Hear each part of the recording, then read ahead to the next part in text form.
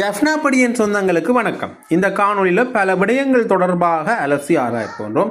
அதில் குறிப்பாக இந்த மாவீரர் தினம் சம்பந்தமான பல விஷயங்கள் தொடர்ந்து வெளியாகி வண்ணம் இருக்கின்றது. இந்த அரசாங்கம் மாவீரர் தினத்துக்கான அந்த தளர்வு போக்கை காட்டியிருக்கின்றது என்று பலரும் சொல்லியிருக்கிறார். அதில் அண்மையில் அமைச்சர் சந்திரசேகரம் அவர்கள் பேசுகின்ற பொழுது இந்த துயிலும் இல்லங்களில் இருக்கிற இராணுவ முகாம்கள் உடனடியாக நீக்கப்படும் என்கிற விஷயத்தையும் அவர் சொல்லியிருந்தார். ஆக இந்த விடயங்கள் தொடர்பாக பார்க்கின்ற பொழுது அண்மையில் காக்கா அண்ணா என அழைக்கப்படும் மனோகரன் அவர்கள் ஒரு முக்கியமான விடயத்தை சொல்லியிருக்கின்றார். என்ன விடயம் என்றால், இந்த ஈழ விடுதலை போராட்டத்துக்கு உயிர் தியாகம் செய்த அனைத்து இன மாவீரர்களையும் நினைவு கூற வேண்டும், அவர்களுடைய பெற்றோர்களையும் நாங்கள் கௌரவப்படுத்த வேண்டும் என்ற விஷயத்தை சொல்லியிருக்கிறார். ஜாழ்ப்பாண ஊடக அமையத்தில் இன்றைய தினம் இடம்பெற்ற ஊடக சந்திப்பில் அவர் இந்த விஷயத்தை தெரிவித்திருக்கின்றார்.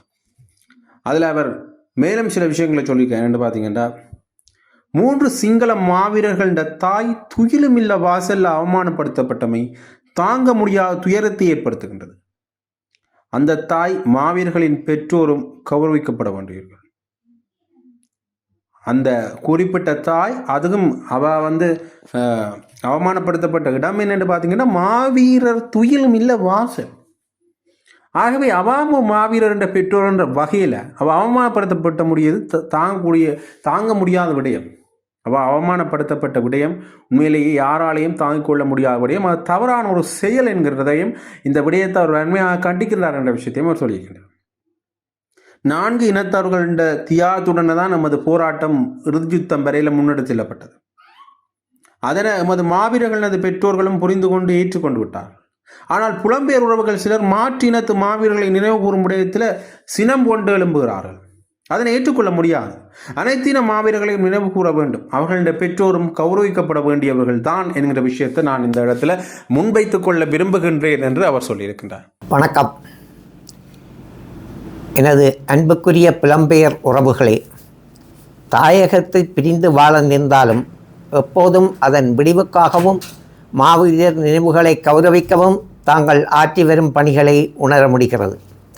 அதற்காக தாயக மக்கள் சார்பில் மனப்பூர்வமாக நன்றியறிதலை தெரிவித்துக் கொள்கிறேன். மாவீரர் அறிவுகளின் தந்தையான முத்துக்குமார் மனோகர் ஆகிய நான். இலங்கையில் உள்ள 4 இனத்தைச் சேர்ந்த போராளிகளும் மாவீரர் ஆகியுள்ளனர். எமது போராட்டத்தின் நியாயத்தன்மையை உணர்ந்தே இறுதி யுத்தம் வரை உறுதியுடன் போராடியுள்ளனர். இந்த மாவீரர்களின் பெற்றோர்களும் கௌரவிக்கப்பட வேண்டியவர்களே. வருடம் இந்த விடயம் தொடர்பாக நான் வலியுறுத்தி வருகிறேன்.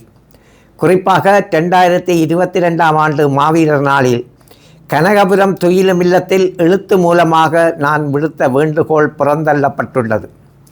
கடந்த ஆண்டு 3 மாவீரர்களின் அன்னையான சிங்கள பெண்மணி துயிலுமில்ல வாசலில் அவமானப்படுத்தப்பட்டு திருப்பி அனுப்பப்பட்டமை ஒரு மாவீரரின் தந்தை என்ற வகையில் தாங்கோனா துயரத்தை ஏற்படுத்தியது. 4 இனத்தவர்களின் நீயத்தாலும் கட்டியெழுப்பப்பட்ட போராட்டம் என்ற தலைப்பில் கடந்த 23ஆம் தேதி உதயன் சஞ்சீவியில் வெளிவந்த நான் எழுதிய கட்டுரையின் பிரதிகளை கிளிநொச்சி ஜெயந்தி நகரில் நடைபெற்ற நிகழ்வில் கலந்து கொண்ட மாவீரர்களின் பெற்றோர் உறவினர்களிடம் வழங்கினேன். எனது எதிர்பார்ப்பின் நியாயத்தை அவர்கள் ஏற்றுக்கொண்டனர். எனவே கடந்த 6 வருடங்களாக நான் விடுத்த அதே வேண்டுகோளை நேற்று 24/11/2025 கரைச்சி பிரதேச சபையின் தவிசாளர் வேளமா லிகிதனிடம் அவரது பணிமனையில் நினைவுபடுத்தினேன். அத்துடன் சிங்கள முஸ்லிம் மாவீரர்களின் நினைவாக உங்களது நிலைப்பாடு என்ன என்று கேட்டேன். ஏனெனில் இவர் 2022ஆம் ஆண்டு மாவீரர் நாள் காலப்பகுதியில் அடுத்த ஆண்டு கட்டாயம் ராமநாதபுரம் பகுதியைச் சேர்ந்த வீரவங்கை ரமேஷின் பெற்றோர் கௌரவிக்கப்படுவார்கள் என உறுதிமொழி வழங்கியவர். தற்போது அவரது பதில் எனக்கு ஆச்சரியமளித்தது. புலம்பெயர் உறவுகள் சிங்கள முஸ்லிம் மாவீரர்களின் பெற்றோர்களை கௌரவிப்பது குறித்து கடும் சினத்துடன் ஆட்சேபிக்கின்றார்கள் என்பதே இப்பதில். தவறான புரிதல் இது. மக்கள் பிரதிநிதி, அதுவும் உள்ளூராட்சி சபையின் தவிசாளர், எமது மாவீரர்களின் பெற்றோர்களின் உணர்வுகளை வெளிப்படுத்தப்பட வேண்டியவர். இப்படி பதில் சொல்வதை நீங்களும் ஏற்க மாட்டீர்கள் என்பதை நான் முழுமையாக நம்புகிறேன். இவரது பதிலைத் தொடர்ந்து உடனடியாக யாழ்ப்பாணம் விரைந்த நான் கட்சித் தலைவர் CVK சிவஞானத்தை சந்தித்து விடயத்தை சொன்னேன். எமது போராட்டத்தின் நியாயத்தன்மையை உணர்ந்து கொண்டு விடுதலை போரில் ஆகுதியானோரின் பெற்றோர் நிச்சயம் மதிப்பளிக்கப்பட வேண்டியவர்களே என அவர் பதிலளித்தமை ஆறுதலாக இருந்தது. நடந்த விடயங்களை கேட்டு மனம் பெருந்திய அவர் இந்த கௌரவிப்புகள் ஏற்கனவே நடந்திருக்க வேண்டும் என குறிப்பிட்டார். இந்த போராட்டத்தில் ஏதோ முடிந்த அளவு என்னால் பங்காற்றியுள்ளேன். இன்று நான் உயிரோடு இருப்பதற்கு முஸ்லிம் மக்கள் ஆற்றிய பங்களிப்பை நான் எப்போதும் நன்றியுடன் நினைவு கூறுவேன். நாவீரர் பெற்றோரை புறந்தள்ளுவதை தேசிய தலைவரின் ஆன்மாவும் மன்னிக்காது. எனவே புலம்பெயர்ந்து வாழும் தாங்கள் அனைவரும் தேசிய தலைவரின் தலைமையை ஏற்று போராடிய சிங்கள முஸ்லிம் பரங்கி என மாவீரர்களின் பெற்றோர் புறந்தள்ளப்படுவது குறித்த ஆட்சேபனைகளையும் எதிர்காலத்தில் எவ்வாறு நடந்து கொள்ள வேண்டும் என்ற அறிவுரையையும் கரைச்சி பிரதேச சபை தலைவருக்கும் அவரை வழிநடத்தும் மாவட்ட தலைமைக்கும் உடனடியாக சாத்தியமான சகல வழிகளிலும் தெரிவியுங்கள். நன்றி மறந்த இனத்தவராக நாம் மாறக்கூடாது. கைதிகள் பரிமாற்றம் மூலம் இரு போராளிகளை விடுவிக்கக்கூடிய சந்தர்ப்பம் கிடைத்த போது அவர்களில் ஒருவராக சாமினி என்ற சிங்கள போராளியை கிட்டு குறிப்பிட்டார். விடுதலையாகி வந்த அந்த போராளி மட்டக்களப்பில் போராடி 4/5/2087 வந்தாறுமூலையில் வீரச்சழவடைந்தார். இறுதி யுத்தம் வரை முஸ்லிம் போராளிகள் போராடினர். இவையெல்லாம் சாமானிய விடயங்களா? உங்களுக்கு மாவீரர் நாளுக்கு நிதி வேண்டுமாயின் நான் உண்டியல் குலுக்கி வழங்க தயார் என வேளமாளிகனுக்கு தெரிவித்ததையும் சுட்டிக்காட்டுகிறேன். இன்னும் ஒரு விடயம், மாவீரர் நினைவேந்தல் மற்றும் மாவீரர் பெற்றோர் கௌரவிப்புகளை தமது அரசியல் எதிரிகளை சாடும் களங்களாக மாற்ற வேண்டாம் என தயவு செய்து சம்பந்தப்பட்டவர்களுக்கு சுட்டிக்காட்டுங்கள். இன உறவுகளை மேம்படுத்துவதில் ஆர்வமுள்ள ஒரு முஸ்லீம் குழுவினர் ஏதாவது ஒரு மாவீரர் துயிலும் இல்லத்தில் ஒரு முஸ்லீம் மாவீரரின் பெற்றோரை கௌரவிக்க வேண்டும். இதற்கான முழு செலவையும் தாங்கள் பொறுப்பேற்கிறோம் என எனக்கு தெரிந்த ஒரு தரப்பு மூலம் வேண்டுகோள் விடுத்தனர்.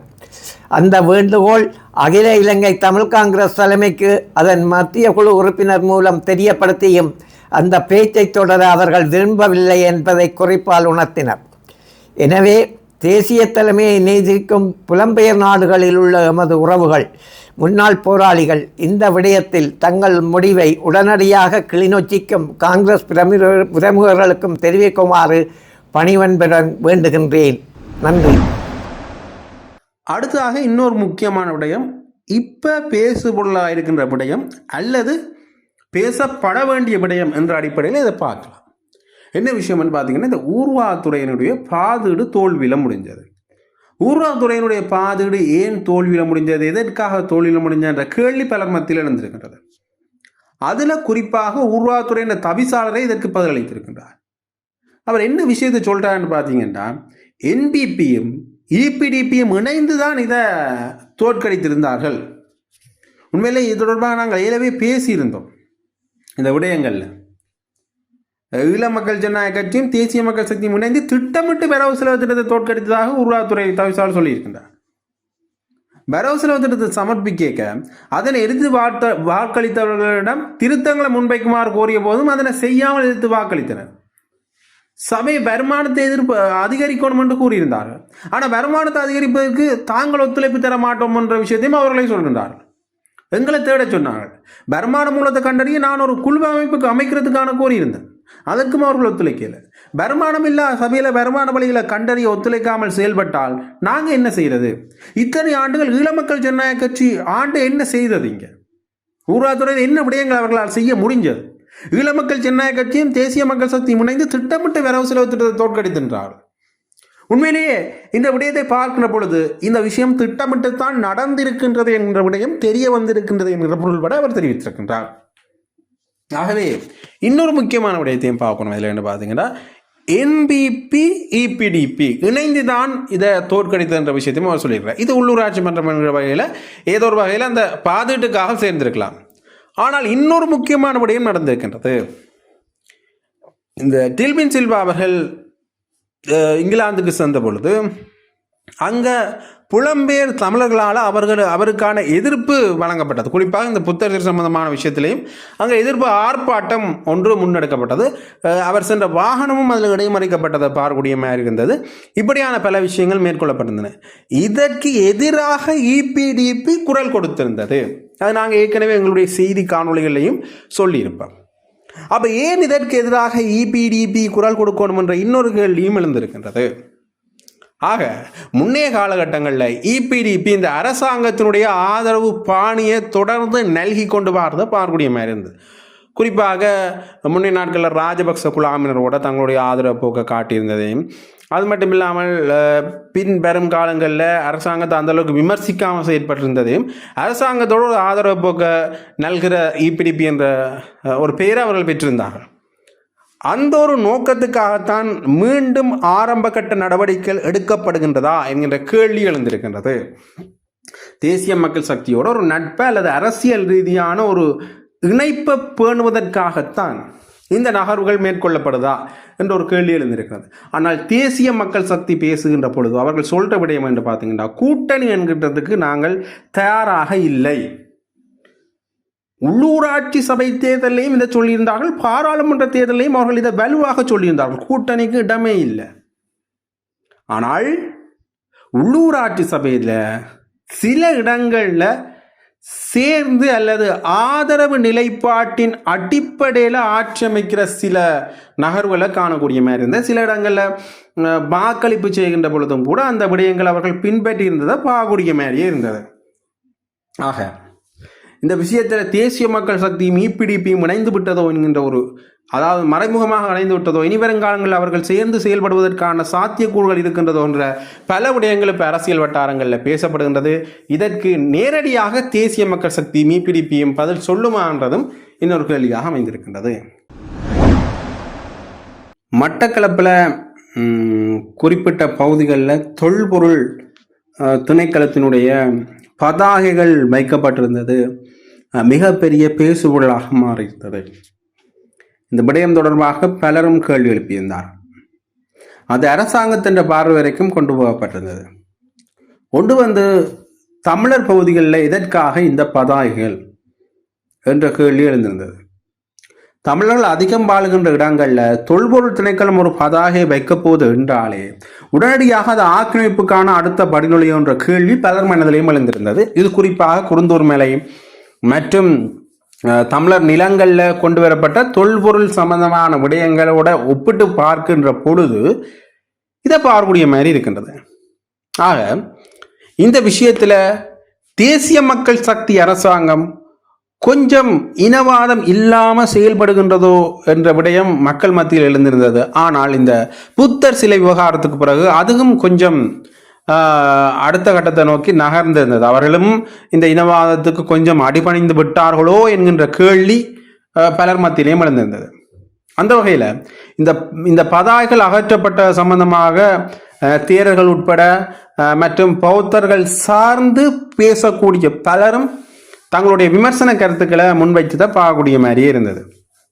அதில் குறிப்பாக இதில் தவிசாளர் மற்றும் பிரதேச சபை உறுப்பினர்கள் சம்பந்தப்பட்டிருக்கின்றார்கள் என்ற தகவல்கள் வெளியில் வந்திருந்தது. அதில் மட்டக்களப்பு மாவட்டத்தில் இந்த கிரான் பகுதியில் வச்சு ஒருவர் இது சம்பந்தமாக கைது செய்யப்பட்டிருந்தார் என்று போலீஸ் ஊடக பேச்சாளர் தெரிவித்திருந்தார். இந்த சந்தேக நபர்களால் அகற்றப்பட்ட பேர் பிழைகளையும் வாழைச்சேனை போலீசார் மீட்டிருக்கின்றார்கள் என்ற தகவல்களையும் அவர் சொல்லியிருந்தார்.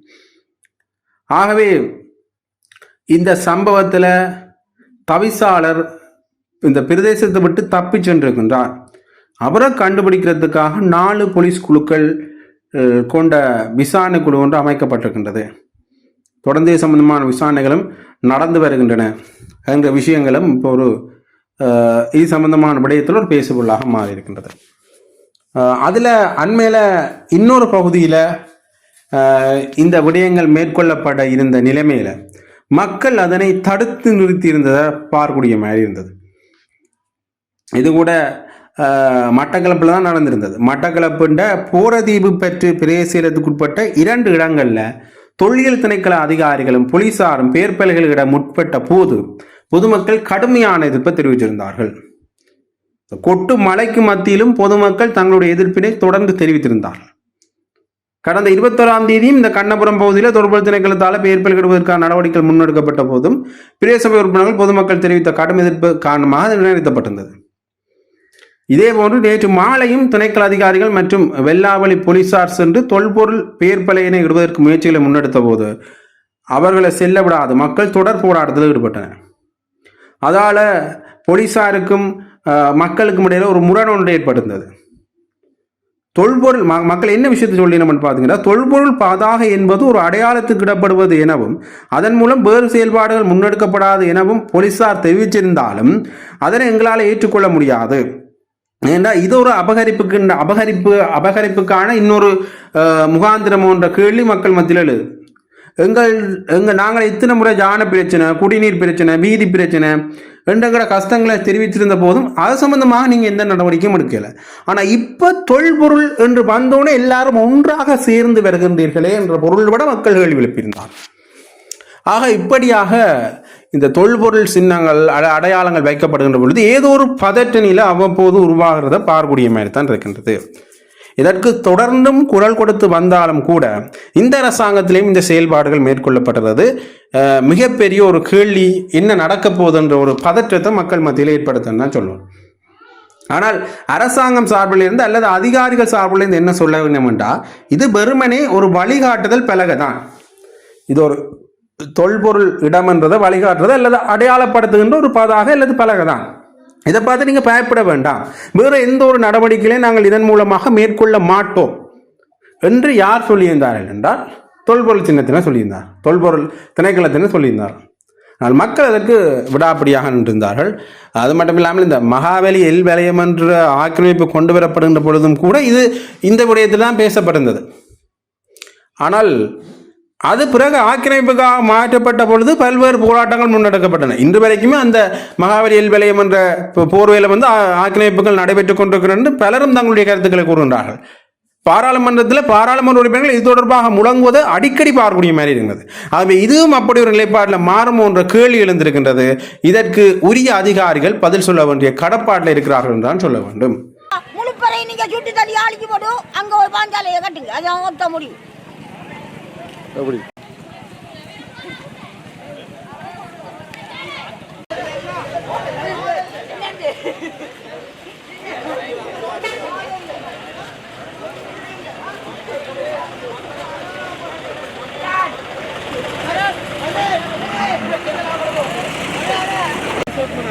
அங்கே கேஸ் ஆயிடுது.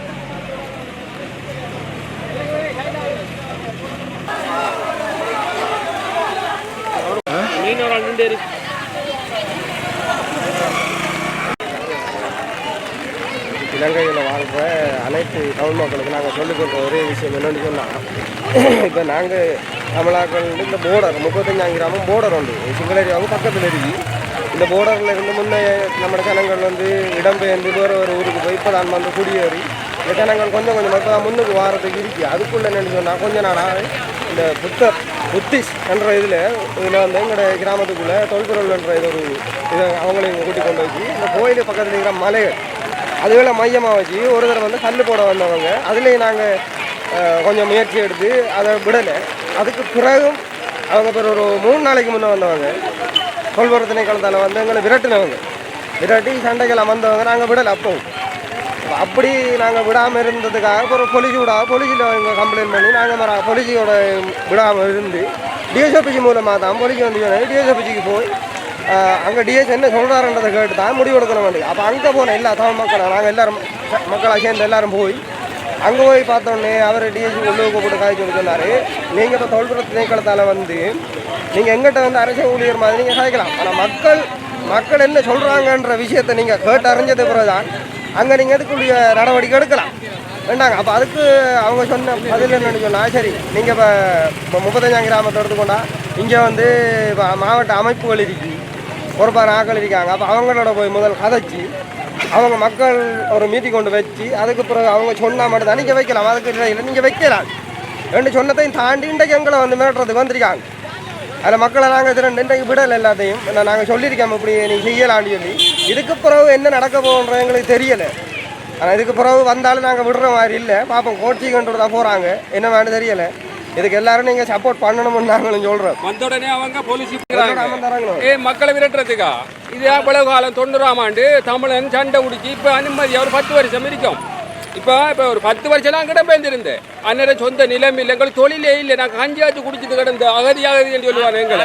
இப்போ நிம்மதியாக வந்து கொஞ்சம் ஒரு அளவில் வந்து எங்களை வெள்ளாமை செஞ்சுட்டு ஒரு அளவில் நிம்மதியாக இருக்கும். அப்போ தமிழை நாங்கள் போர்டரில் நிம்மதியாக இருக்கிற பிடிக்கலையா? அப்போ தமிழனை விரைச்சி போட்டால் என்ன குடியேற்ற போகிறாங்களா? போட்டை வச்சு போட்டு அப்படி என்ன கையோட பேரச்சு விடுங்க. நாங்கள் நிம்மதியாக இருக்கிற பிடிக்கலையா? எவ்வளோ இது இருக்குது. ஜானை வெளி போடலாம், எங்களை ஜான் அடிக்குது. குடிதண்ணி இல்லை மக்களுக்கு, குடிதண்ணி இல்லை, ரோட்டு செய்யலை, ஸ்கூலுக்கு ஒழுங்கான பாதுகாப்பு இல்லை. சின்ன பிள்ளைகளுக்கு ஹாஸ்பிட்டலுக்கு போகிறதுக்கு ஒழுங்கான அம்புலாஞ்சி இல்லை. 37 பக்கம் அயல் கிராமத்தில் இருக்குது, ஒழுங்கான அம்புலாஞ்சி இல்லை. அப்போ அதுகளை டெவலப் பண்ணி கொடுங்களேன், அதுகளை செஞ்சுதாங்கள முதல்.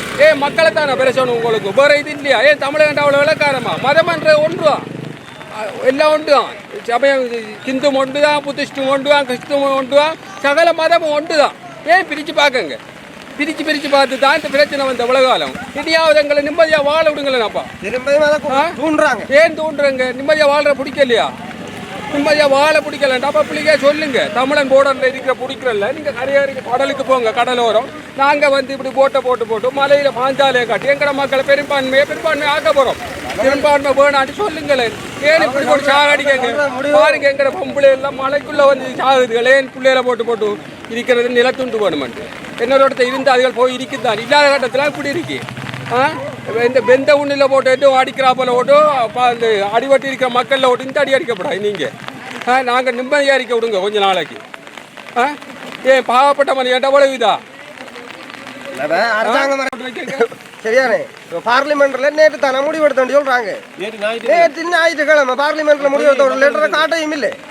அதை எப்படி நாங்க நம்புறது? இப்ப மக்களுக்கு தேவையான உலக விஷயங்கள் இருக்குதானே? மக்களுக்கு பொறுப்பான அதுக்குரிய அதிகாரிகள் வராம போலீஸ் பாதுகாப்பு உங்களை கொண்டு வரதுக்கே நான் களவெடுத்து இல்லை பயோஸில் வந்து குடியேறிக்க மல்லி ஒரு களவெடுத்து இருக்கணும். அந்த பிரச்சனை வந்தால் போலீஸ் மூலம் வரணும். இல்லாட்டி இதுக்காக மக்களுக்கு வேண்டி அரசாங்கம் இருக்கு, பிரதேச சபையில் இருக்காங்க எல்லாம். அதுக்குரிய அதிகாரிகள் வந்து அதுக்குரிய மக்களுக்கு விளக்கங்களை கொடுத்தா மக்களுக்கு ஏற்ற மாதிரி இதுகளை செய்யுங்கள். பயோஸில் அடியோட வாரங்க, போலீஸோட வாரங்க. இது என்ன பிரச்சனை? இருக்கிற பிடிக்கல. இப்ப இரவையில் என்ன ஏப்புறங்களை ஏரியாவை கொண்டு மக்களை இரவையில கொண்டு வச்சு விட்டு பழிச்சு விடுவாங்க. அடுத்தாக இன்னொரு முக்கியமான விடயத்தை நாங்கள் பார்க்கணும் என்று பார்த்தீங்கன்னா, இந்த கனேடிய தூதுவருக்கும் விஜித கேரத்துக்கும் இடையில ஒரு கலந்துரையாடல் நடந்திருந்தது. அந்த கலந்துரையாடலில் விஜித கேரத் அவர்கள் இந்த கனடாவில் பிரிவினைவாத போக்கோட சிலர் நடந்து கொண்டிருக்கிறார்கள். உங்களோட உள்ளூராட்சி சபைகளில் என்ன நடக்குதுன்னு பார்த்தீங்கன்னா, விடுதலை புலிகள் அமைப்பினர் வந்து தடை செய்யப்பட்டவர்கள் என்ற அடிப்படையில் நாங்கள் பார்த்து கொண்டிருக்கின்ற பொழுது கனடாவில் வந்து அவர்களுக்கான உரிமை வழங்கப்படுகின்றது. அவருடைய அடையாளங்கள், சின்னங்கள் அங்கே வெளியிடப்படுகின்றது என்ற விஷயத்தை சொல்லியிருந்தார். அதற்கு கனேடிய உயர்ஸ்தானிகள் சொன்ன பொழுது, எங்களுடைய நாட்டிலையும் விடுதலை புலிகள் அமைப்பினர் தடை செய்ய அமைப்பாகத்தான் பார்க்கின்றோம். அவருடைய அடையாளங்களோ சின்னங்களோ நாங்கள் இந்த இடத்துலையும் பயன்படுத்தலாம். ஆனால் நீங்கள் இப்படி கூறுகின்ற பொழுது அது தொடர்பாக நாங்கள் ஏனைய விசாரணைகளை எடுப்போம் என்ற பொருள்பட அவர் பேசியிருந்தார். கிட்டத்தட்ட கனடா இது சம்பந்தமான விடயத்தில் பார்க்கின்ற பொழுது பிரம்டன் நகரில் இந்த மே 18க்கான தூவி அமைக்கப்பட்டதாக இருக்கட்டும், புலிக்கொடி சம்பந்தமான அடையாளப்படுத்தல்கள் அங்கே பேசுபொருளாக மாறி இருந்ததிலிருந்து பலர் வரவேற்பை பெற்றிருந்தது. இந்த விடயங்கள் எல்லாம் பலரது வரவேற்பை பெற்றிருந்தது. குறிப்பாக புலம்பெயர் தமிழ் மக்களையும் சரி, தாயத்தில் வாழ்ற தமிழ் மக்களுடைய வரவேற்பையும் பெற்றிருந்தது. இப்போ விஜயகேரத் அவர்கள் இந்த விடயத்தை சொன்ன பிறகு கனடா அரசாங்கம் என்ன நிலைப்பாடு எடுக்க போன்றது என்ற கேள்வி அனைவர் மனதிலேயும் எழுந்திருக்கின்றதான் சொல்ல வேண்டும்.